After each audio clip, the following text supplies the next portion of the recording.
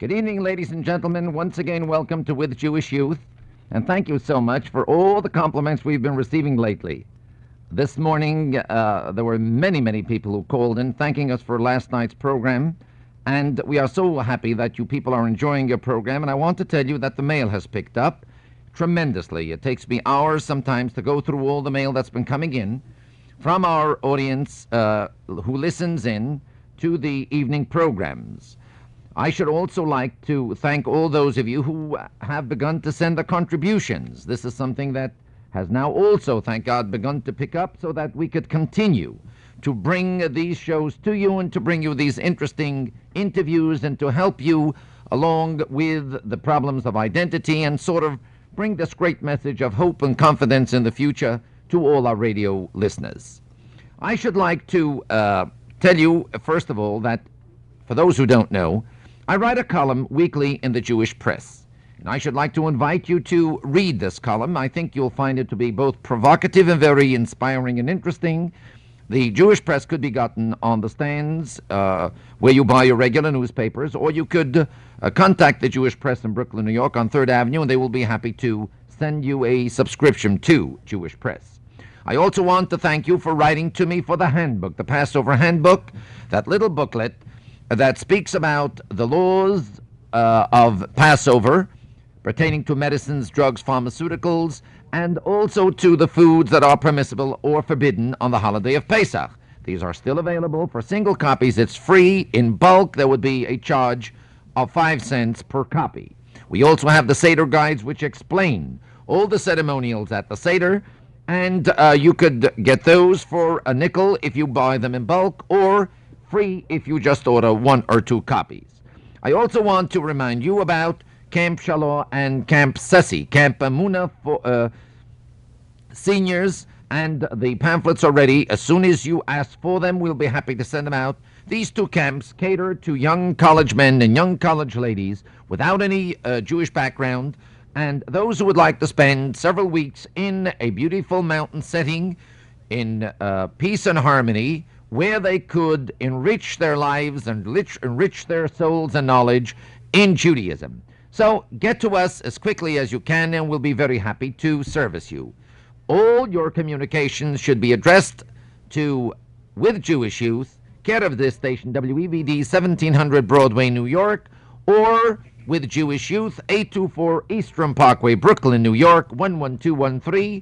Should you like to call in, the phones will be waiting for you tomorrow morning, beginning with 9 o'clock at 778-4600, 778-4600. Ladies and gentlemen, tonight we have invited to be with us 2 young ladies, Mrs. Elaine Elkin and Miss Chana Schwartz. We're going to do a program in reverse. Instead of me doing the questioning and my interviewees answering, they're going to be doing the questions and I'm going to try to do the answers. You know that the holiday of Passover is quickly approaching, and there are many questions pertaining to this holiday, especially this year, because the eve of Pesach comes out on the Sabbath, and there are so many intricate and difficult laws, and therefore these ladies have asked if we would permit them to come on the radio to ask some of their questions while the public listens in, so that they too have an opportunity to hear some of these answers, and perhaps this will serve them also in good stead. By the way, I should like to announce that on March 29th, we are going to be on the air for 2 hours on FM over this station, WEVD, between 2 and 4 p.m. in the afternoon to answer all questions that will be called in. We will be giving you the telephone number beginning with next week. So please remember, you'll have an opportunity to ask your questions and get your answers. And so, Mrs. Elkin and Chana, welcome to With Jewish Youth, and you may start your questioning. Rabbi, what is your opinion if I went away with my family for the holidays at a hotel? Well, Elaine, the entire holiday of Passover, in my opinion, is a family holiday. It's the kind of a holiday when families get together. It's the holiday when children ask the questions, which are so traditional with the 4 kashas, as we know, and parents should be giving the answers. I always felt that Passover is a holiday that brings families together. It brings children and parents together who perhaps the rest of the year are not together, far, far away, both geographically and sometimes their hearts and minds are very far away from each other.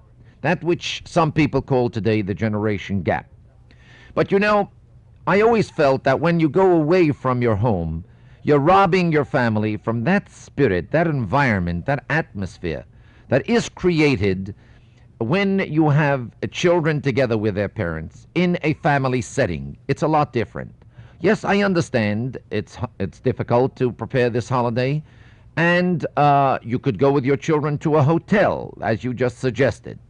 But I feel that from this standpoint, from sociological, if you please, standpoint, and from the family standpoint, this does not serve the purpose for which the holiday of Passover brings with it.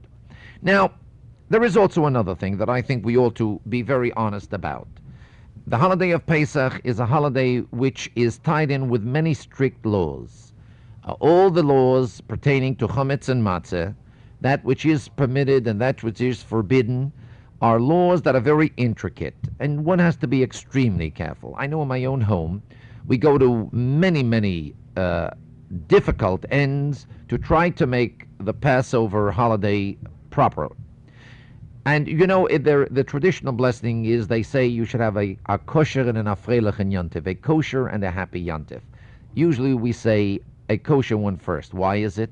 You don't wish this at any other holiday. It is because the holiday of Pesach is tied in with so many different laws that if you don't do things right, and if you don't know exactly how to do them, there are many times when one could really make a mistake. And God forbid, through a little oversight, commit a very grave sin. And so, from that end of it, I don't think hotels really have the ability to be able to go to every degree and to be very careful the way we would like them to be and the way we think they should be. So, if it's a question where a person is not well, or it's a question where a person is alone, or perhaps finds it very difficult to prepare the yontif, well, maybe in a case like that, we'll try to say that they should look for the kind of a hotel that has a Hecht or a meshgiach, some place that is known as a kosher place that is responsible. The ownership are responsible people. The fact that you put a cantor's picture in the ad doesn't really mean much, Elaine. I'm sure you know that. And Chana, this is the gimmick that is being the come-on gimmick that they use. They put a big cantor down as the one who's going to be officiating at the Seder. And this sort of gives the okay, gives the hechsher. But it's far more significant and far more serious than that. And so I would say that if it's possible, in order to be able to really get the fullness out of this holiday that a holiday of Passover brings with it, one should try, if possible, to be home, to prepare the house as best he could, according to the laws of Pesach, to bring the children and the grandchildren together, to spend the evenings of the Seder together and the rest of the days of the Yontif, so that this sort of once again serves as a reunion for parents and children. Then what is meant by the selling of chametz? Now we come to another very important law. That is about the selling of chametz. Now, you've heard the term. Actually, according to Jewish law, one must not have any chametz in his ownership during the holiday of Pesach. Whether he could see it or not see it, whether he finds it or doesn't find it, it could be in another country. But if he owns that chametz, if it remains in his ownership during the holiday of Passover, will not be permitted to be used after the holiday. So how do we overcome this? If it's a poor little fellow who hasn't got much, what he does, he throws whatever he has out of the house, and that's the end of it. And the pots and pans have to be, of course, purged, cleansed, cleaned, and put away in a separate place, locked under lock and key, that he couldn't get to it during the Passover holiday, so he doesn't make any mistake. However, this is not really possible in every home. In the average home, people remain with a great deal of foods and other items that are chametzdik. And because of this, our rabbis have declared that we overcome the problem of ownership on chametz by selling the chametz to a non-Jew. Now, this transaction is done with a rabbi. You come to the rabbi and you transfer the ownership of the chametz, your chametz, to the rabbi, who records this on his records, and then Erev Yantif, he will in turn sell all these chametz that he has bought from all the people who have come to him, and he will see to it that it becomes under the ownership of the goy, the non-Jew, the Gentile, who will be the legal owner, the lawful owner of all the chametz that is being turned over or sold to him by the rabbi on the eve of the eve of Pesach. Now, which means that during the entire Passover holiday, the chametz is not yours. Since the chametz are not yours, your dishes that have the chametz dishes, the pots and pans, everything is not yours. It belongs to the non-Jew. After Yantif, we buy it back. The rabbi buys it back, and once again you have the right to be able to make use of it. And so the transaction is done in the traditional way, where the rabbi hands the person a handkerchief, which is one of the ways in which the transfer is made. This is in the old days, this is the way it was handled. Or you could write out a declaration. You can write to the rabbi and tell him that I ask you to please purchase all my chametz. I turn all my chametz over to you, and he in turn will be able to handle it from that point on. Chana, I see you want to say something. Thank you, Rabbi. Could you please tell me what products must be sold or destroyed, and what products may be set aside during Pesach? Well, here again, we come into a somewhat of a problematical area. If you sell your chametz, actually everything could remain in your possession, because what you usually do is you collect your chametz, put it into a closet or to a certain room, and you lock it up, either with a nail or you paste it or whatever it is. Everybody has done a way of doing this. But at least there's a sign made on the door of the closet that this should not be opened during Passover, to remind you. After all, 51 weeks out of the year, we're always going to these closets and always going to touch these, to make use of these pots and pans. What is done, however, either we tie it with a string or whichever way that is done.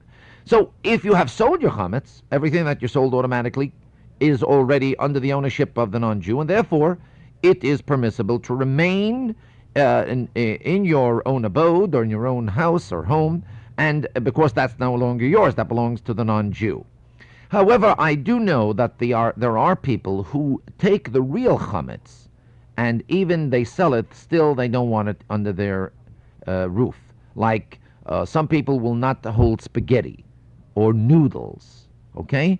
Perhaps the real cereals, the grain cereals that are actual chametz. They won't hold it, or crackers, or cake, or stuff like that. In spite of the fact that they're selling it in the chametz, but still, since it is real chametz, not a mixture of chametz, they still won't have it in their home. Of course, remember one thing, that, Chana, that the laws of Passover are limitless, and everybody has a right to accept upon himself the strictness of the law to any degree, as far as he wants to go. You can't go the easy way. We're talking about making it more stringent. And if you want to take upon yourself bigger and stronger and sharper and stricter prohibitions, this is your own privilege. Everyone has a right to be as religious as he wants to be. But of course, we give you the basic law first, and then from that point on, one may proceed. Is there anything else you want to say, Chana? What about cosmetics, Rabbi? Cosmetics, toothpaste, soaps, hairsprays, deodorants? A very good question, especially from a lady. And I'm sure there are many ladies in the audience who have the same question. First of all, let me say this. There are many people who don't realize that when they put lipstick on their lips on Pesach, and if this isn't Pesach lipstick, while they've cleansed the house and the closets and the rooms and everything else, what they've done is put the chametz right in their mouth and don't realize it. And everybody that they'll be kissing after that will be getting some of that chametz too. So the first thing we have to be sure that all the cosmetics, the majority of them, that are not Pesachic, and I would say that a great deal are not Pesachic because they have either a mixture of alcohol or they have certain other chametzic chemicals in them. Some of the cold creams are not, and so on and so forth. Now, hairsprays, There are Yontif Dika hairsprays too. You can get all these, by the way. I think this is important for my radio audience to know, and that is that most of these products are sold in the Hebrew bookstores. There are also other, even hardware stores that carry other Passover products, also carry these things, which is like nail polish and lipstick and powder and all these different cosmetics that beautify the woman, and it's a mitzvah for a lady to be beautiful. It's no sin if they want to be beautiful, and no one is trying to take that away from them. However, but you have to do it within the confines of Jewish law. So all your cosmetics should be set aside, even, by the way, I want you to hear this, even if these are Pesach Tika ones. You may be using them all year round. But since they have been in contact with chametz, they've been on the chametz Tika tables, and you are handled with chametz Tika hands, and so on. So there's a great possibility there's chametz there. So this is the way we work on Yontif. We set everything aside, and we do not use any of these products, although the product itself may not be chametz, but if it mingled with chametz products, then we do not make use of it on Pesach, but we buy a brand new bottle. Okay, Elaine, I see you want to ask me something? Yes. What about the preparation of food, Erev Shabbos? Do we prepare it in Chumetz, in Pesach? This is really a problem. Oh, here we come to the real meat of the problem of when Shabbos is Erev Pesach. By the way, did you know that it's 20 years ago was the last time that we had Shabbos Erev Pesach? Now, you gotta get this picture in your head, and I think this will solve a lot of your problems. Friday, you're permitted to eat chametz yet.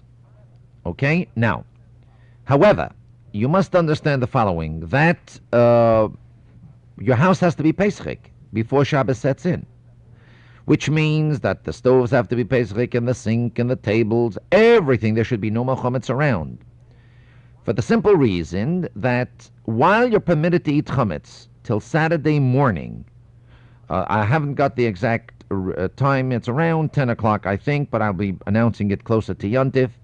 While you're permitted to, or maybe a half hour longer, because we're on daylight now, while we're permitted to eat the chametz, and we must eat, by the way, we must eat chametz like challah, not matzah, challah on Friday evening for the Shabbos meal on Saturday morning. But nevertheless, the house should be totally made Pesach, because you can't make your stove anymore Shabbos Pesach, and so on. So all this would have been done before. So what you do is the following: you make a Pesach Shabbos. In other words, you cook your fish already in Pesach pots. It's all Pesach, and you do all your meat, and you can even have a cholent if you want to, and all the other wonderful delicacies that one would eat on Shabbos. But it should be already a Pesach menu. Now, Friday night when you come home, you have to make Kiddush, and you have to wash to bread. So what you do is you take the chalis, you have it in a very little secluded spot, not on the Pesach table anymore, because the table is Pesach. So you eat your chalis on this little tablecloth. Make sure that none of the crumbs fall around the place, but that it all remains on it. Then you eat up the chali. Once you have eaten your challah, you can eat your fish there too, whatever you want to. What we do is we use paper plates. When you're eating the challah, you must use paper plates because your dishes are already Pesach in the house. So you can't eat the chametz dik challah with a Pesach dik dish. You'll make your Pesach dik dish chametz dik. So you use paper plates, plastic spoons and forks, and when you're through with this part of it, you can either wash your hands and mouth, go back to a Pesach table and eat the soup and everything else that you have prepared but of course there's no more challah going to reach that table.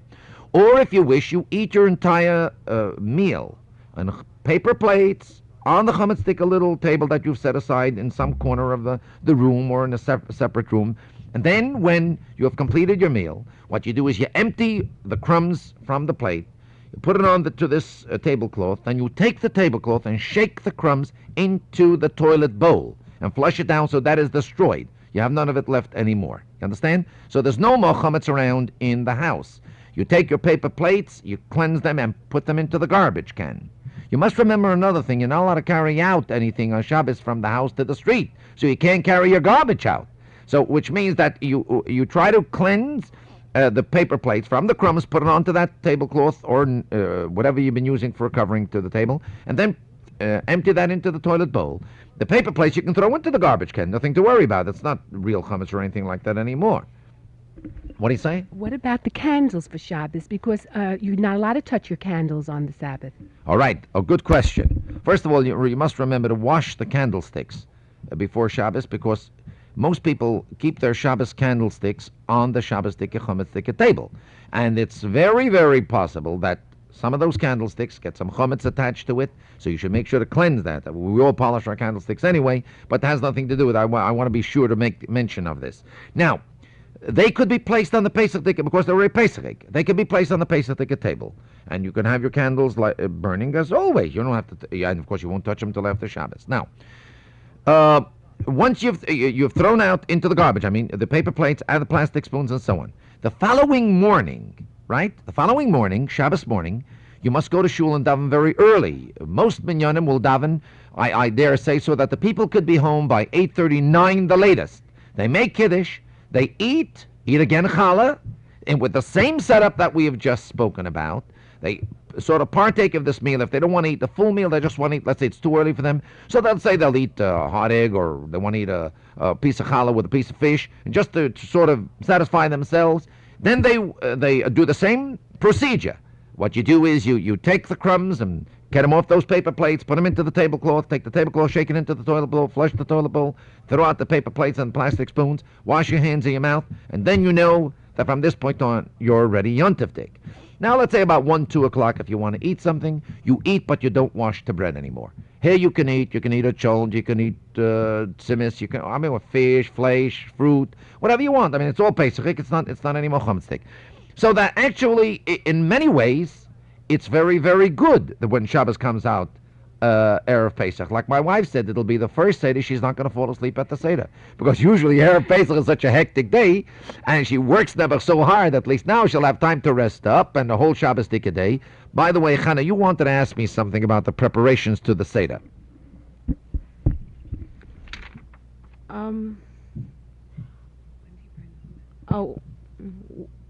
When is the search for chametz begin?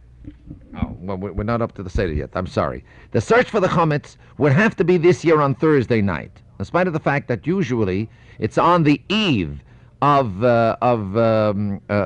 Pesach, but this year it's going to be on Thursday night. Friday morning, in spite of the fact that Friday night we're still going to be eating chametz, nevertheless, we burn the chametz at the regular time, which will be this year approximately 11:30. The reason for that is that we do not differentiate. We don't differentiate from the time schedule, so that next year we shouldn't make a mistake, God forbid, and think that you can go through the whole day with chametz. So we actually search for the chametz the night before Friday, which is Thursday night.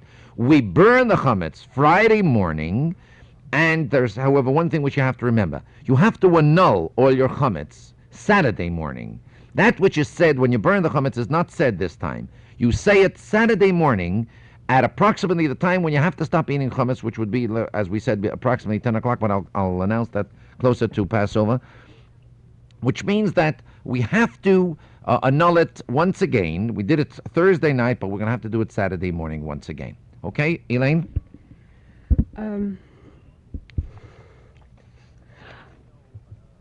You wanted to know before the Seder, Chana, what do you want to say? Thank you, Rabbi. I remember my question. I wanted to know exactly what can be prepared on Shabbos for Pesach, as far as food is concerned, setting up tables, getting ready for Pesach, if anything can be prepared during Shabbos. Do you mean for the Seder? Yes, I do. All right. Here's a very, very important law for my listeners to remember.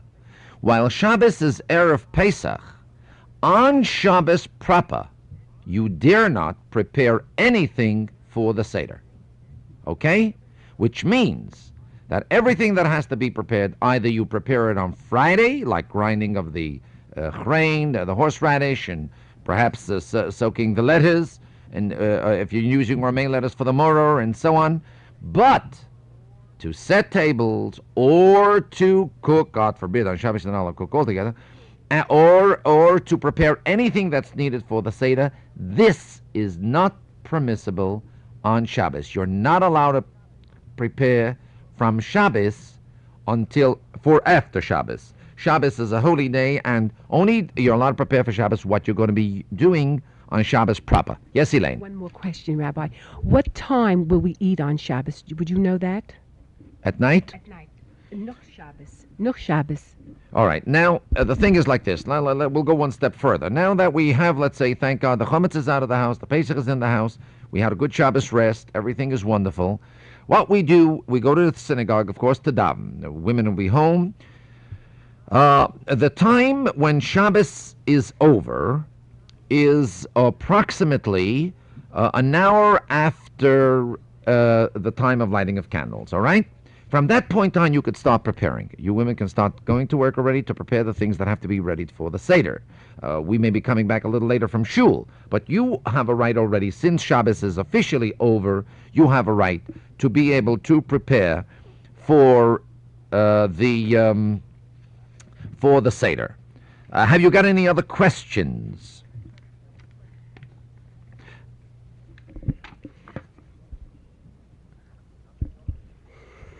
Nothing, or you're doing all right. If you have no more questions, you're better off than I am. What I do want to say is that I do hope that our audience... Chana, you want to say something? Yeah, let's hear. I often find the search of chametz a very interesting and beautiful tradition. Could you just talk a little bit about the significance of the candle and the 10 slices of bread that you put through the house and what it means? If you have a little bit more time left, I would appreciate it. The significance, I really don't have too much time, but we'll try to get something in on that. Actually, the house is really Pesachik. When a person goes to search for the chametz, to look through all the rooms and all the cupboards and all the places where chametz has ever been brought in, we all understand and realize that they're not going to find really any chametz. If that house is chametz, they're in real trouble by that late hour or late moment. However, there is a significance to it. The basic idea behind it all is that we're looking to search, to find, to make sure and certain there is no chametz left in the house. According to Kabbalah, we put these 10 pieces of chametz out. This is according to the Shulchan Aruch, according to the Code of Jewish Law, you may search, and even if you don't find anything, you have still fulfilled the mitzvah. But according to the Kabbalah, there are very mystic reasons why we put the 10 pieces out, and this is not the time and place to go into the depths of it. However, but the significance of this custom is to teach the person that he should search within himself for that which is not really matzadik but chametzdik. Chametz is sour, and the chametz is blown up, magnified. The ego, sort of to flatten the ego of the person, the beauty of the simplicity, the basic genuineness of an individual. So we search for the chametz. While we're searching for the chametz in the house, we should be taking a lesson with ourselves and say, you should be searching inwardly to see if you have rid yourself of all your own chametz. And there are plenty of sour spots in your heart, and many sour spots may be in your mind, and this may be the right time. You don't have to wait for Rosh Hashanah, but this may be the right time for the resolution to rid yourself from this kind of a setup. And so, my dear ladies, I'm happy to have had you with me. You've been a very sweet panel. You didn't make it too tough for me. And I do hope we'll have you back and that we'll have an opportunity to talk more about the Yontif of Pesach as we approach this glorious holiday. So Elaine Elkin and Chana Schwartz, thanks for being our guests tonight. Thanks for serving on this panel. And I do hope that our listeners have been enriched with the knowledge that they have acquired by virtue of the fact that they had an opportunity to listen in to some of the questions that you set before me, and I do hope my answers were clear enough to give you wonderful people a real good, close idea as to what it's all about. And so, my dear friends, for more answers to more questions, you may get this Passover handbook, which has been written by me and has already been distributed in over 1 million volumes throughout the world. I will be happy to send them out to you, as I said, free of charge. If it's only for 1 or 2 copies, if it's in bulk, it's only a nickel a piece. I do hope you will be with us tomorrow again, and until this time, God bless you all.